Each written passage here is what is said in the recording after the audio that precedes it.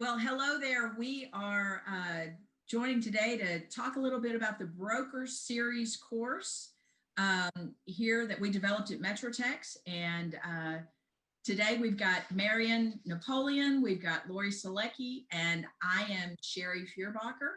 And we just wanted to take you through and give you a kind of a broad explanation and of what we did with the course, why we did it, who it's for, and what value we believe that will bring to you. And guys, if you would like to say anything else before we get started, please go ahead.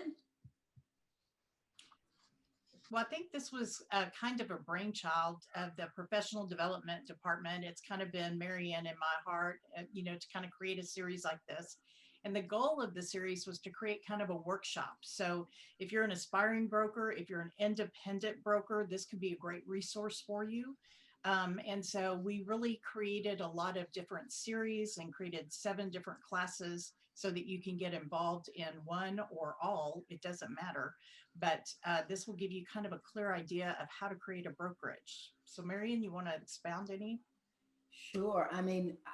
We teach all over the state and everywhere, and everyone has been asking for something just like this. So for those of us that are MetroTex members, we're very fortunate and lucky that we have something you guys are going to absolutely love if you're looking to one day become a broker, or if you're a broker that's still trying to figure it all out. We hope that you'll join us with all of the excitement and fun that we're about to explain to you.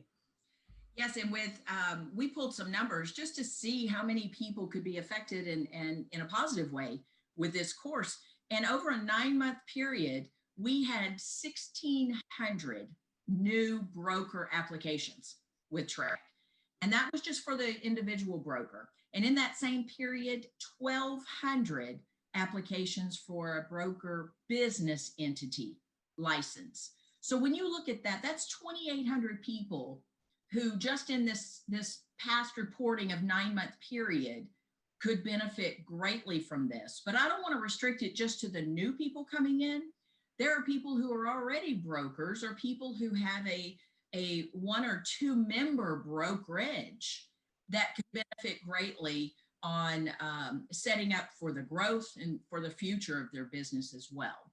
So I think we have a vast group of people that would benefit. So why don't we go ahead and get started with one of our first topics, things to consider. And Lori, that was kind of something that you've been teaching your baby. So let's take it from there. Thanks. So things to consider is a 1-hour course. It basically gives you a chance to kind of dream vision your brokerage. How do you want it to look? We always talk about, like Stephen Covey, think of the end in mind, or, create with the end in mind. And so we kind of do that. We start from the ground up. So we ask you things like, what do you want your brokerage to look like? What type of brokerage are you going to have? What's your culture? What's your vision statement for that? What's your mission statement? Where do you want to fit into the community and into the brokerage world?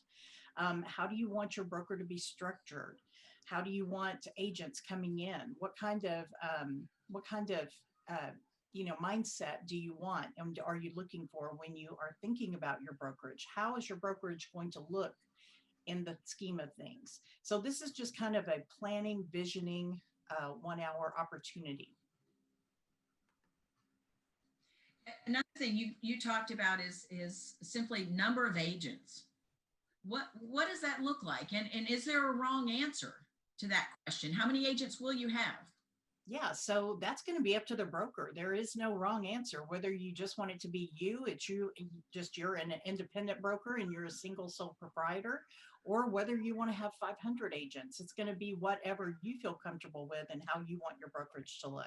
And that's the beauty about having a brokerage and being a brokerage, because you can do whatever you want as long as you can broker responsibly. That's the key thing, broker responsibly. Absolutely. And once you get, those are the things to consider from the preparation before you get to that stage. It's like measure twice, cut once. There you go. you know, eh, these are the things you should sit down and have a brainstorming session, maybe with yourself. Mhm. But once you make some of those decisions, then we jump into the next course in our series, which again, Lori, back to you, is we titled it, I think very wisely, The Brokerage. Mhm. Absolutely. So now that you've kind of envisioned what you want your brokerage to look like, what kind of agents, how many, brick and mortar, or is it going to be virtual? What are you going to do? Now we can start laying a heavier foundation on top of that and just build. So this gives you a chance to decide what your compensation types are going to be, what your safety measures are going to be. You're going to look at policies, procedures, rules and regulations. What does TREC require? How this all fits in with the brokerage activity that you're going to have in creation. And then we talk about things like CHL, no CHL. What kind of things are you going to have at your brokerage? So there is a plethora of planning and creating the structure of the brokerage. So we started with the foundation. Now we're going to have the structure. And so this will lay the foundation for training, for onboarding, for recruiting, for everything else that comes with it. What I love too is you really we dove down on this course when we were all part of designing it. We dove down to things such as finding your CPA, you know, Yeah. finding legal counsel, whether you put them on retainer or you just develop that relationship. Things of that nature, all the way down to who's going to oversee file management. Mhm. You know, Absolutely. those are things you still have to look at because that's your responsibility. The different types. We even dig down specifically into the types of compensation, Mhm. the commission breakdowns. There's Yes. so much involved. Yes. You And don't want also creating whether you're going to be an LLC or a sole proprietorship. So we talk a little bit about the IRS and how that's going to look creating your business, and also whether you're going to need to 1099 or how that works. So we talk about various other things that are going to have to be a consideration as you're developing. it's great because I think in our world we think of ourselves as we're great salespeople and we're great relationship builders. But if you're going to have your own brokerage, guess what? You have to deal with some of the things that you may not have dealt with before in your career. Absolutely. But now you're the boss, right? That's right. And it's all on you. Yeah, yeah. It's exciting stuff. And talking about exciting stuff, I was going to touch on for me, one of the most exciting topics is E&O and risk management. Ah, yes. You know, the scary part if you're not careful. But really and truly, this goes back to planning. Truly, all of these things we've talked about so far about planning ahead. None of us think we're ever going to face a lawsuit or a complaint or anything like that, but we just have to be prepared for it and we go about our business. But, you know, getting that E&O insurance plan set up with your broker, and by broker, insurance broker, reviewing that, they're not all the same. We always say not all realtors, not all brokerages are the same. Well, not all E&O insurance policies are the same. So make sure you dive into that. We have something in this age that we didn't have to deal with decades ago, or even a decade ago as much, cyber liability. Yes. That's something we've all talked about. I know, Marion, we've talked about that too with, you know, we see it on the news. We see it if you scroll through Facebook, people's information being hacked, being stolen. It's a real risk. And so those are things that you have to look at. And something else that we have to deal with, and that's social media liability. Oh, yeah. You know, when you're responsible for agents' content, how do you deal with that? You know, you've got to look at what you're going to be doing with that. Are you monitoring everything yourself? And I think that goes back to, you already said it, Lori, is a policies and procedures handbook. Because insurance companies, when you go, you guys have done it. I just happened to do it 3 days ago to renew the policy. One of the main questions they ask is, does your firm have a written policies and procedures manual?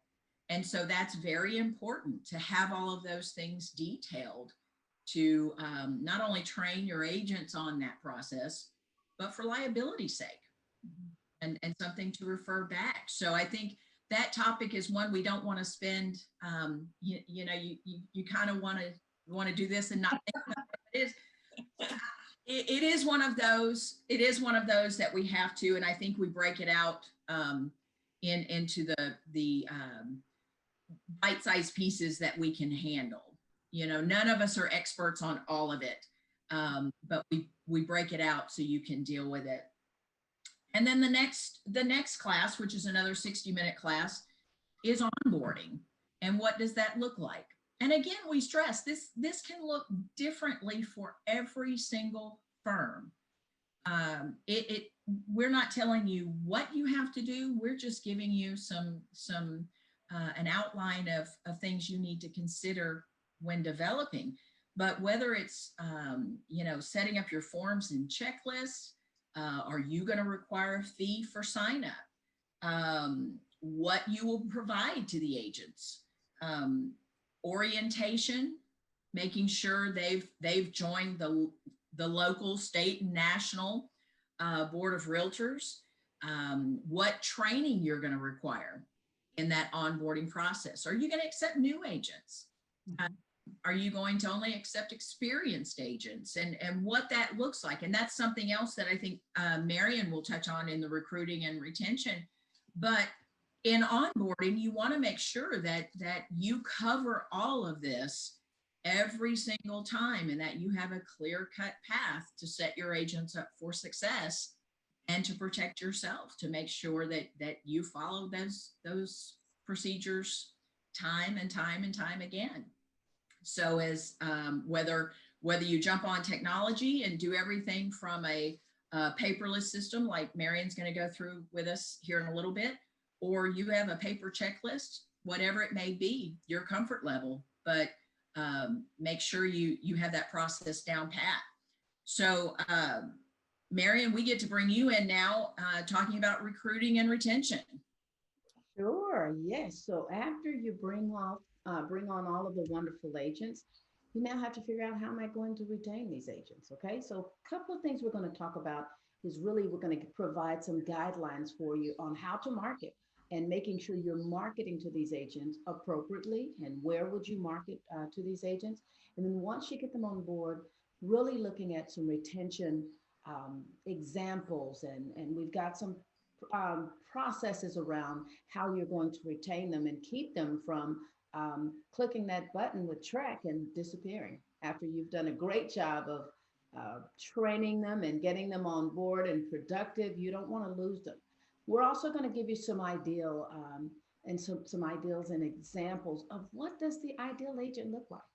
When we're thinking about we want to expand and grow our teams, first question I have to ask you is, do you? And then once you say yes to that, what does that person look like? Does this person fit into the culture of your brokerage?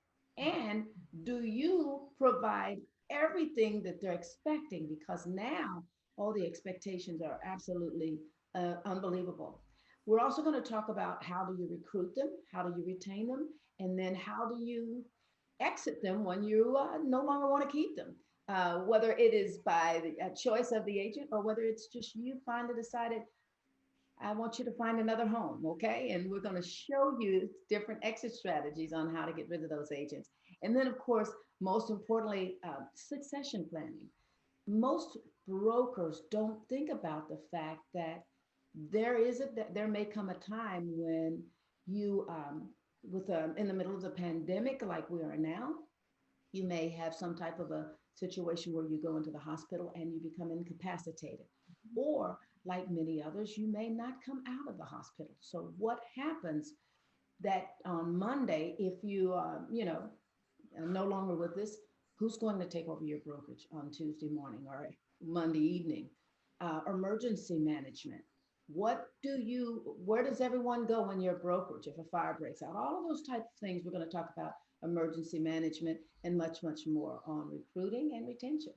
Back to you, Sherry. Well, and it is, you did hit on a topic that it is hard. You just assume these agents that sit across from you, it's going to be a long-term relationship and you guys are just going to walk, off into the sunset together in old age real estate. Um, but it is okay. Sometimes the relationship needs to end. And who makes that decision? We don't know. But having a plan in place, I think that's what we keep hitting on is have your plan in place and then nothing knocks it out from under you. You keep standing, or at least the firm, as you brought up, for succession, the firm keeps standing. So you just have to prepare for all of it. So I think, Marion, you deal with a lot of real specifics from getting those agents and who and what that looks like to keeping those agents and like you said, that inevitable just don't think we're the right fit anymore. Mhm. So I love that. And then let's get into something that is very near and dear to Marion and probably Lori, and not necessarily all of us, but technology. Yes. So technology is one of the areas where we find that most brokers um, fall short, and not necessarily because they intend to fall short, but that's an area that's ever changing. And it's interesting when we wrote this course with the future in mind, not realizing that the pandemic was going to automatically force us to build virtual offices.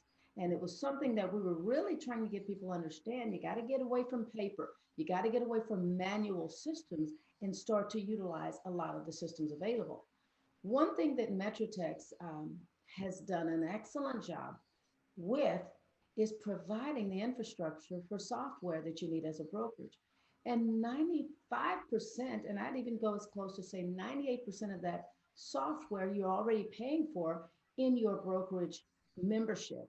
So we really break out all of the different systems that you can use from beginning to end in both one, tracking the transaction. So when it comes to your transaction management system, a lot of brokers are paying money when you've got Instanet and right there at your fingertips. We also look at CRMs and the capabilities that you have, marketing tools that's right within your MetroTex software. We talk about all the apps and everything that you can think of as it relates to running a brokerage and bringing in some of your everyday applications like either Word or some of your Google platforms. But the whole goal is when you walk out of that technology class is you really should have the ability to create that perfect virtual world that many of you guys are in, but still struggling or maybe paying a lot of money for and you don't have to. So that's what technology will do in technology and can't wait to see in it. Well, and that's something too that goes back to, let me just be Debbie Downer. It goes back to E&O as well, the risk management, because looking at what technology you'll provide and like you said, the Google Suite products, are you going to require certain email platform? One that may have more security on it. So technology, it's here to stay. We're probably not going back to flip phones and paper contracts. We're willing. So it's time to step up. But I love what you hone in on, Marion, that we're already paying for so much of it. It's just a matter of learning those products that are offered through our association. And so I love that. And then Lori, why don't you round out the seventh course in our series of Beware You Should Care. All right. So this kind of wraps it all up. And we have some unique topics that may come up with you as a broker. So one of them is agents wanting their own LLC and the rules and regulations that go along with that. If you have agents that want commission dollars paid to their LLC, TREC makes it very clear that 3 things have to happen. And these are new rules that just came down a couple of years ago. That for one, they have to have their LLC registered as an entity, which means they must have a broker attached. And also the broker must be a manager of the entity. So that puts a lot of responsibility on the broker if that goes on. So that's something to consider. Again, risk management is always at the forefront of the broker's mind, right? And so we also talk about drones and picture taking and how that looks and when you can do it, when you can't, what kind of things to look for in contracts with your photographers. And then two, we talk about things like social media, virtual sites, agents wholesaling and flipping. How does that look? And what are you going to have for a policy for that? Will your E&O cover it? So these are all questions that you need to consider. Another thing too is agent termination or rogue agents. So we talked about this in the recruiting onboarding, because you have to understand that when you onboard agents, you are putting your license at risk. So who are you willing to risk your license over? And so if you act, you have to act very quickly. So these are all things to kind of consider and then take into consideration. And then finally, we have at the end of the booklet, Sherry, I love this. This was kind of your idea. And so I want to let you talk about, you're going to make a decision at the end of the 7 courses. So I'm going to let you go into that. Yes, and really and truly, I think everyone would agree. When our group came together, we said we all need this. This is something we can all refer back to. And I think those of us who have been brokers for many, many years and had our own brokerages for many years, we are still learning every day. Things are changing every day. So we enjoyed the workshop in putting together this series. But I think summing it up, we said, hey, if after this course you feel empowered and ready to take that broker test, great. If you feel empowered to go from being a broker associate to now applying for that entity license and open your own firm, fantastic. We feel we've given you the tools.